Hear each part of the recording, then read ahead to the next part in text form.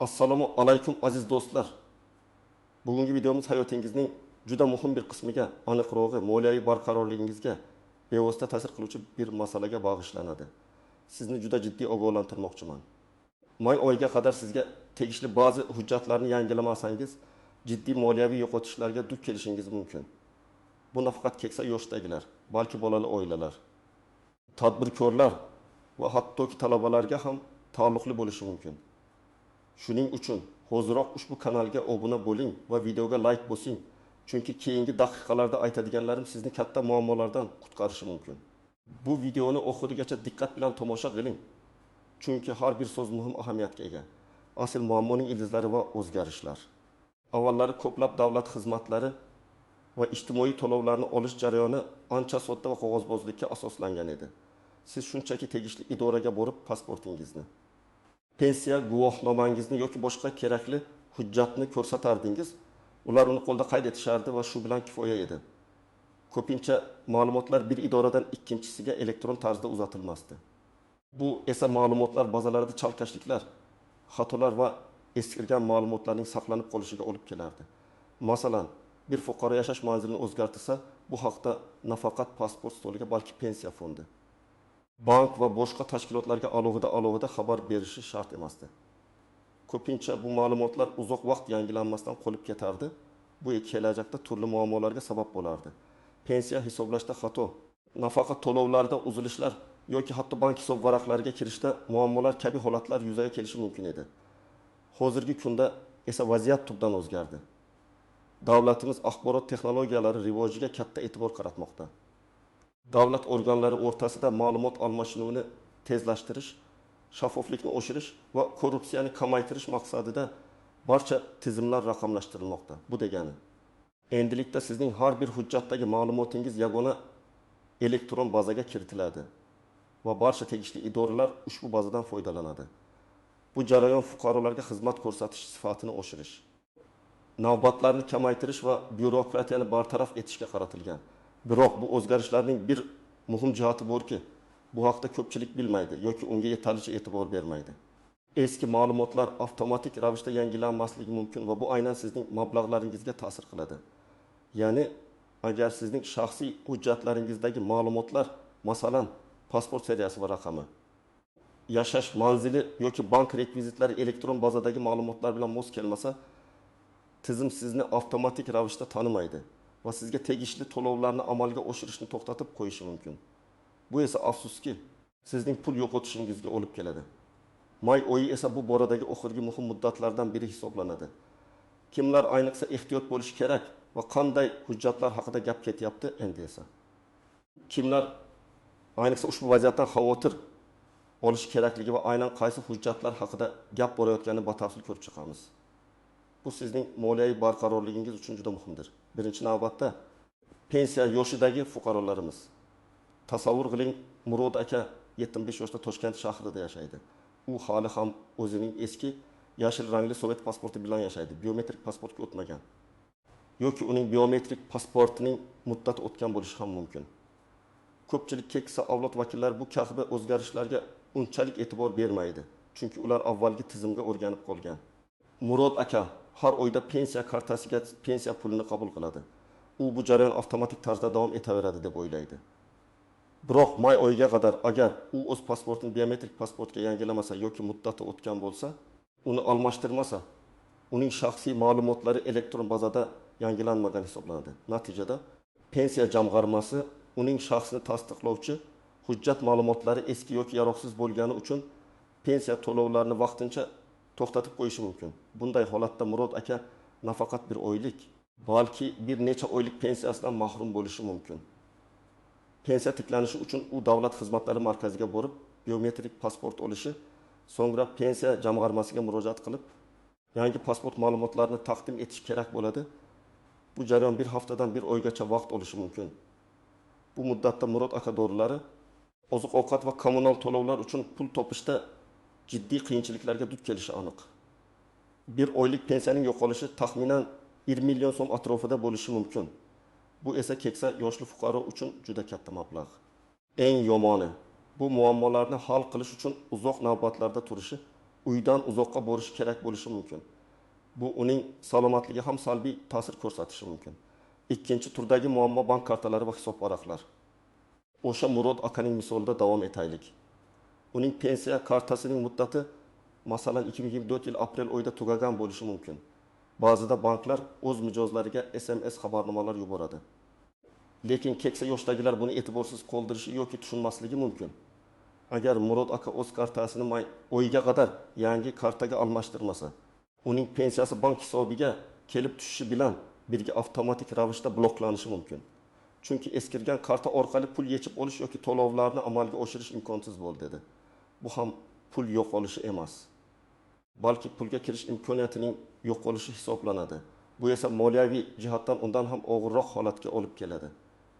Murod aka nafaqat yangi pasport olishi, balki yangi bank kartasini ham olishi va pensiya jamg'armasiga yangi bank rekvizitlarini taqdim etishi kerak bo'ladi. Bu ham vaqt va kuch talab qiladi. Uchinchi muhim guruh bolali oilalar va ijtimoiy nafaqalar oluvchilar. Dilfuza opa, 3 farzandning onasi har oyda bolalar puli va kam ta'minlangan oilalarga beriladigan boshqa ijtimoiy nafaqalarni oladi. Yangi qonunchilikka ko'ra, oilaning daromadlari va turmush sharoitini tasdiqlovchi ma'lumotlar muntazam ravishda yangilanib turishi kerak. Ko'pincha bu ma'lumotlar har 6 oyda bir marta mahalla fuqarolar yig'inlariga taqdim etiladi. Dilfuza opa oxirgi marta o'tgan yilning oktyabr oyida hujjatlarni topshirgan bo'lishi mumkin.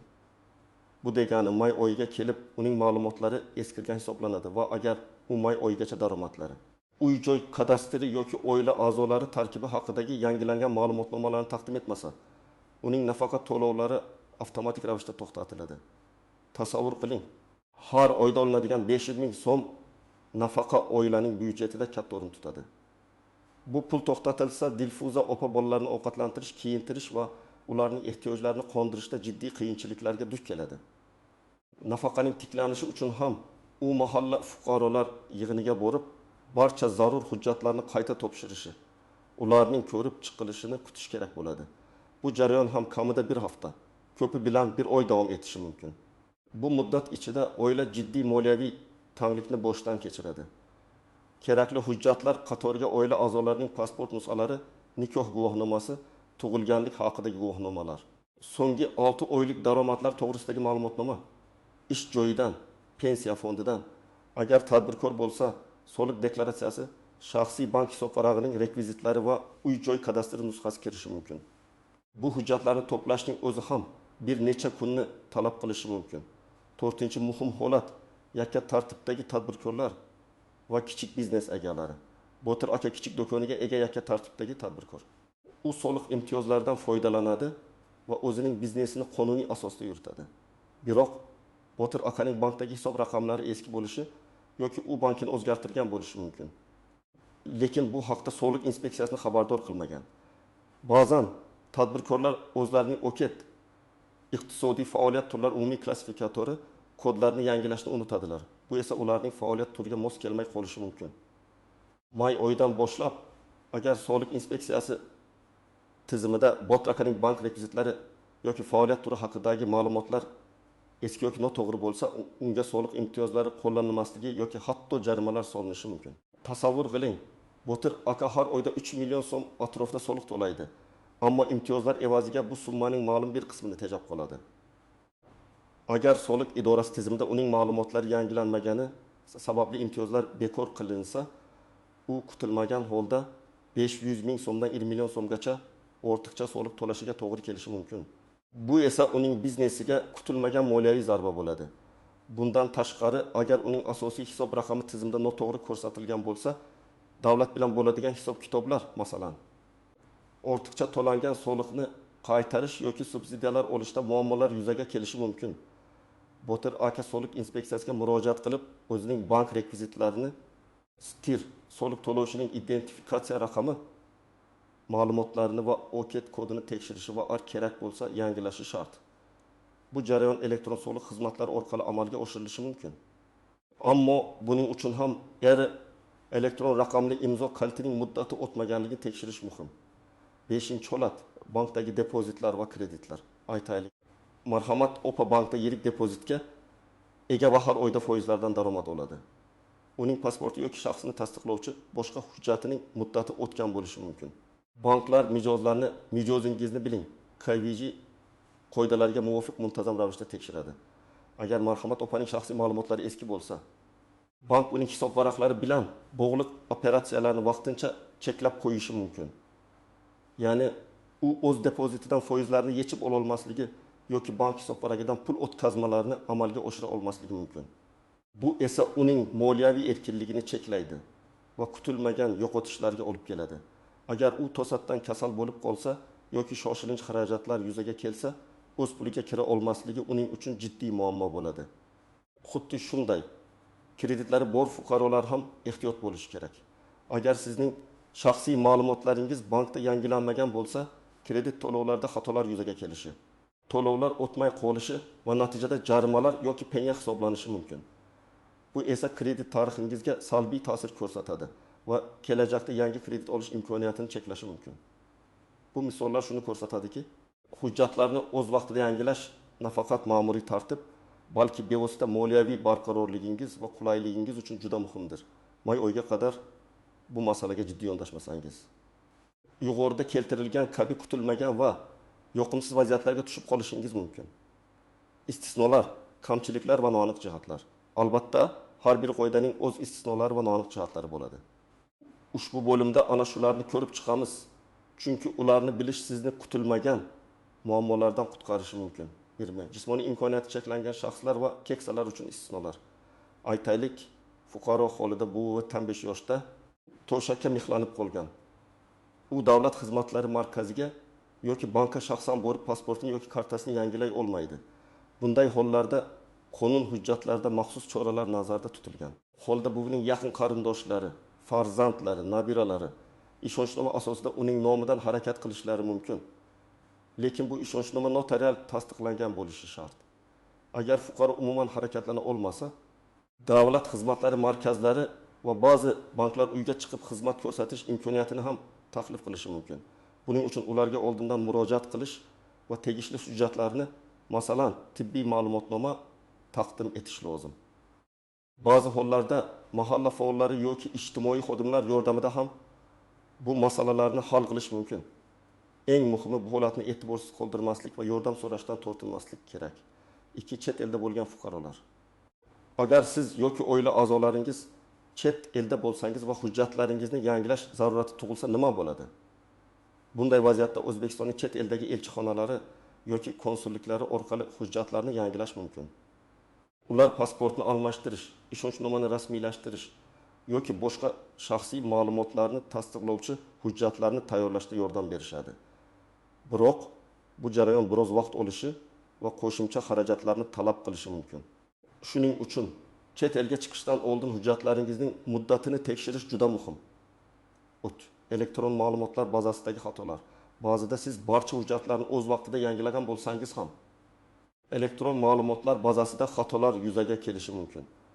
Masalan, siz pasportingizni almashtirgansiz, lekin pensiya jamg'armasining elektron tizimida eski ma'lumotlar saqlanib qolgan. Bu kabi xatolar kimgadir tegishli bo'lmagan shaxsiy ma'lumotlarni tizimga kiritish yoki ma'lumotlar uzatishdagi texnik nosozliklar tufayli yuzaga kelishi mumkin. Bunday holatda sizning moliyaviy to'lovlaringiz to'xtatiladi. Nima qilish kerak? Avvalo, muammoning ildizini aniqlash lozim. Pensiya jamg'armasiga yoki davlat xizmatlari markaziga murojaat qilib, sizning shaxsiy ma'lumotlaringizni tekshirishni talab qiling. Agar xato topilsa, uni tezda tuzatishlari kerak. Buni tasdiqlovchi yangi hujjatlaringizni, masalan, pasport nusxasi, nikoh guvohnomasi, tug'ilish haqidagi guvohnoma taqdim etishingiz kerak bo'ladi. Ba'zan bu jarayon biroz vaqt olishi mumkin. Shuning uchun sabrli bo'lish va barcha qadamlarni kuzatib borish muhimdir. 4. Onlayn xizmatlar va ularning cheklovlari. Davlatimiz ko'plab xizmatlarni onlayn tarzda, ya'ni My.Gov.uz portali orqali amalga oshirish imkoniyatini yaratgan. Bu juda qulay, lekin uning ham o'z cheklovlari bor. Masalan, ba'zi hujjatlarni, ayniqsa pasportni birinchi marta olish yoki almashtirish uchun shaxsiy ishtirok talab qilinadi. Shuningdek, onlayn arizalar uchun elektron raqamli imzo eri talab qilinishi mumkin. Eri kalitining muddati o'tgan bo'lishi mumkin. Bu esa uni yangilash zaruratini keltirib chiqaradi. Onlayn xizmatlardan foydalanishda texnik xatolar. internet aloqasining uzilishi yoki tizimning vaqtincha ishlamay qolishi kabi holatlar ham uchraydi. Shuning uchun muhim muddatlarga yaqinlashganda faqat onlayn xizmatlarga tayanib qolmaslik va zaxira rejaga ega bo'lish tavsiya etiladi. 5. Firibgarlik holatlari. Afsuski har qanday yangilanish jarayonida firibgarlar ham faollashishi mumkin. Sizga SMS orqali yoki ijtimoiy tarmoqlar orqali hujjatlaringizni yangilash bahonasida shaxsiy ma'lumotlaringizni, pasport seriyasi, bank karta raqami, PIN kod va hokazo so'rashlari mumkin. Hech qachon bu ma'lumotlarni hech kimga bermang. Rasmiy idoralar sizdan bunday ma'lumotlarni SMS yoki messenjerlar orqali so'ramaydi. Hujjatlaringizni yangilash uchun faqat rasmiy davlat xizmatlari markazlariga, banklarga yoki tegishli davlat idoralariga shaxsan murojaat qiling. Agar shubhali xabarlarga duch kelsangiz, darhol huquqni muhofaza qiluvchi organlarga yoki bankka xabar bering.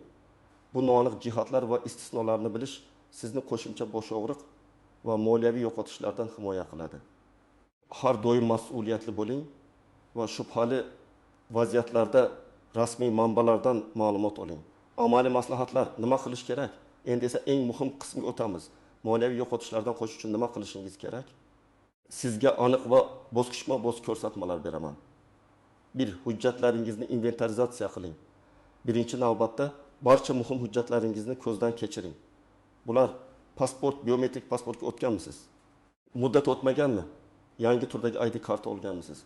Pensiya guvohnomasi, agar siz pensioner bo'lsangiz, bank kartalari ularning muddati tugamaganmi? Bank hisob raqamingiz to'g'rimi? Tug'ilganlik haqidagi guvohnomalar, bolalaringiznikini ham tekshiring. Nikoh guvohnomasi, mahalla fuqarolar yig'inidan beriladigan ma'lumotnomalar, oilaviy ahvol, daromadlar haqida tadbirkorlar uchun.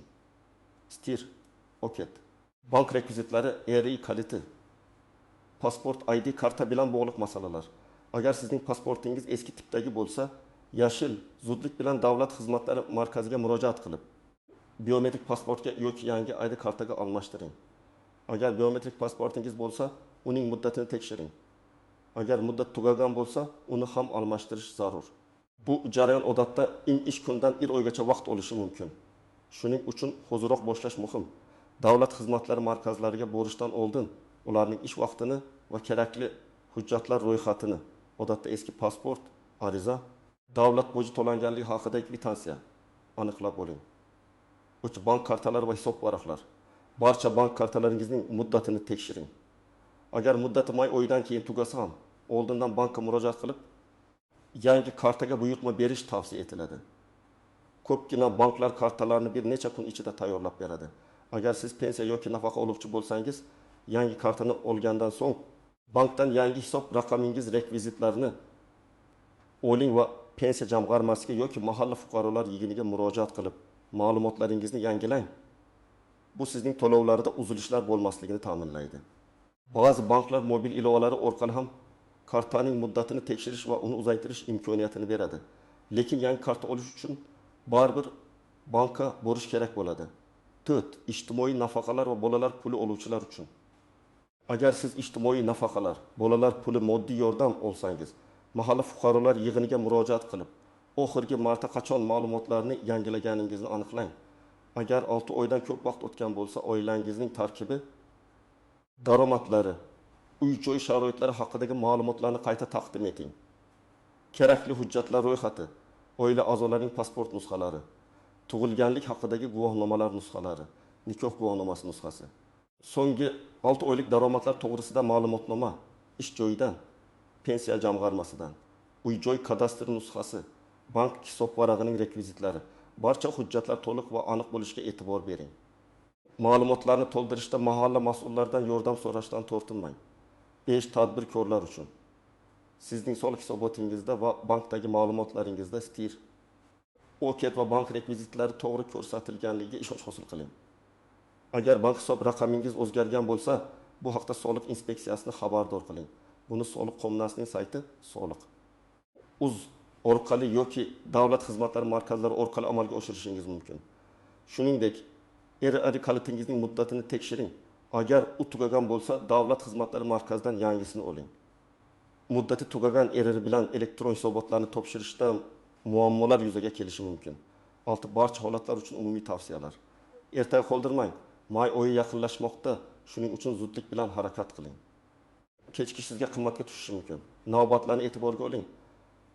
Davlat xizmatlari markazlarida yoki banklarda navbatlar bo'lishi mumkin.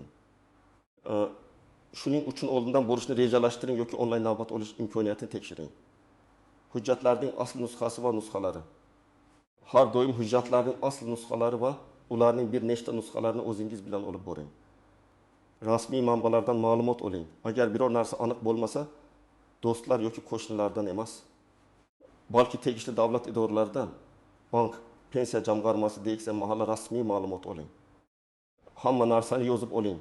Kim bilan gaplashdingiz, qaysi sana qanday hujjatlar topshirdingiz, bularning barchasini qayd qilib boring. Bu kelajakda muammolar yuzaga kelsa, dalil bo'lib xizmat qilishi mumkin. Qabul qilgan barcha hujjatlaringizning nusxalarini yoki ularning raqamli versiyalarini fotosurat yoki skaner saqlab qo'ying. Aziz do'stlar, bugungi videomiz yakuniga yetmoqda. Umid qilamanki, men bergan ma'lumotlar siz uchun foydali bo'ldi va sizni kutilmagan moliyaviy yo'qotishlardan asrab qoladi. Esingizda bo'lsin, davlat xizmatlari tizimida raqamlashtirish jarayonlari faol ketmoqda. Shuning uchun hujjatlaringizni o'z vaqtida yangilab borish har bir fuqaroning mas'uliyati hisoblanadi. May oyiga qadar bu masalalarni hal qilish juda muhim. Aks holda siz pensiya, nafaqa yoki boshqa moliyaviy to'lovlarsiz qolishingiz mumkin. Bu videoni do'stlaringiz va yaqinlaringiz bilan baham ko'ring. Ayniqsa keksa yoshdagi qarindoshlaringizga yuboring, chunki ular ushbu ma'lumotdan bexabar bo'lishlari mumkin.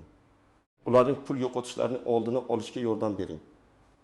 Sizningcha yana qaysi hujjatlarni yangilash muhim va bu borada qanday muammolarga duch kelgansiz? Fikrlaringizni va tajribalaringizni izohlarda yozib qoldiring. Bu boshqa tomoshabinlar uchun ham foydali bo'ladi. Videoga like bosishni va kanalga obuna bo'lishni unutmang. Chunki oldinda sizni yana ko'plab foydali va muhim ma'lumotlar kutmoqda. O'zingizni va yaqinlaringizni asrang. Keyingi videolarda ko'rishguncha